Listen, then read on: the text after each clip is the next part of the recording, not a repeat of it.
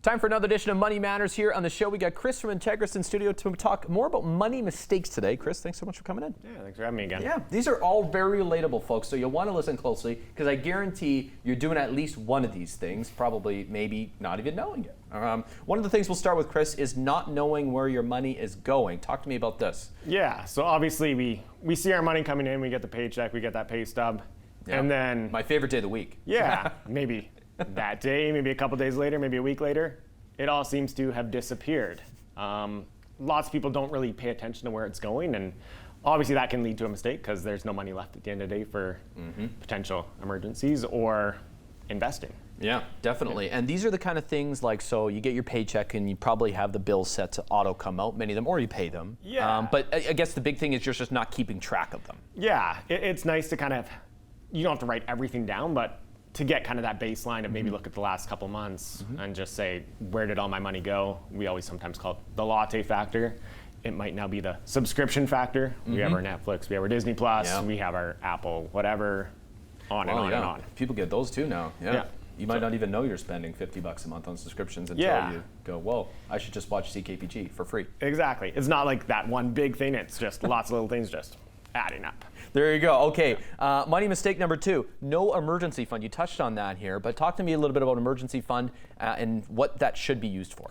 Yeah, so generally we kind of say 3 to 6 months of expected expenses in kind of a account that's readily available, nothing that's going to be fluctuating a whole bunch, just because when something comes up, an emergency, you lose your job, house repair, vehicle repair, you want that money available to go towards that and cover those expenses versus having to borrow money, put it on the credit card, and just compound the problem. Yeah, of course, because the interest on the credit card's a lot worse than the interest even on I guess a line of credit would be a little bit better. A little bit better. Yeah. And then obviously you don't want to pull out of your investments. No. If the markets are doing things that we don't like. And yeah. You don't have to worry about that timing. Yeah, so the ideal thing, so you said 3 to 6 months, ideally. I mean, I guess some is better than none though, always. For sure, yeah.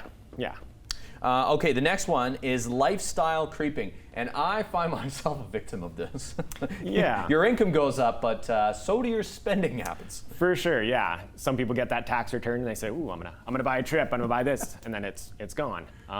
You have your income, maybe you get a raise, and you say, ooh, I can afford an extra lunch or this or that, and then it's gone.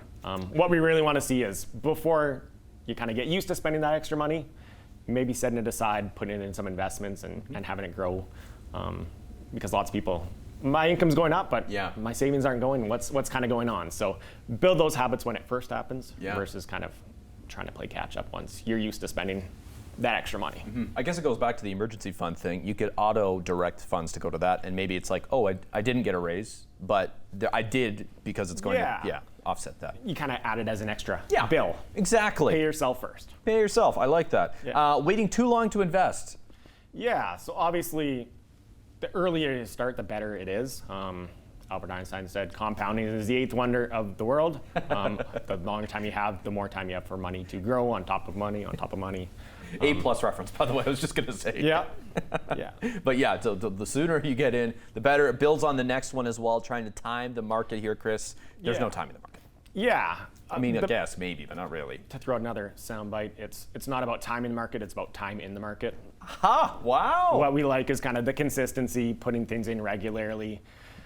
If you're doing that, you're probably, compared to a person that's doing like the best timing possible, there's not going to be too much of a difference. Just kind of get it in there consistently. Especially these days with what's going on in the world, we all know it.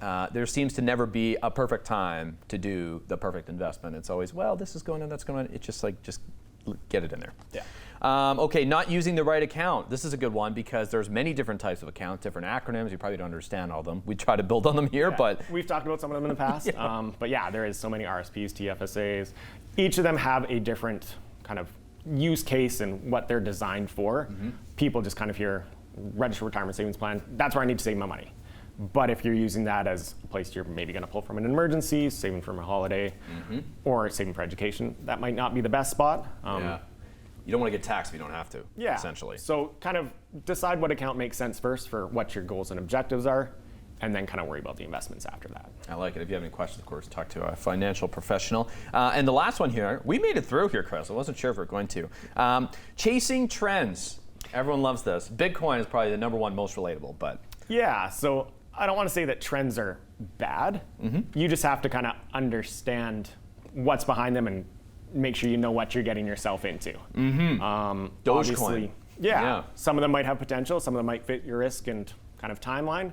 But you don't want to follow advice from something you see on social media that says, buy this, and then you just go and buy it. Yeah. Get yourself educated on it. It might work for your plan, it might not, but yeah, make sure that education piece goes along with it, because yeah, the education is power. I think that's another quote.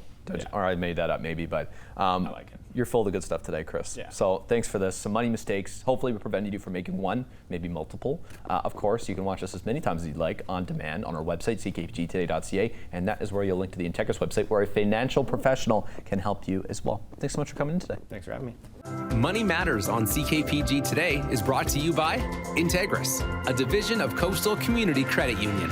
From here, all in for you.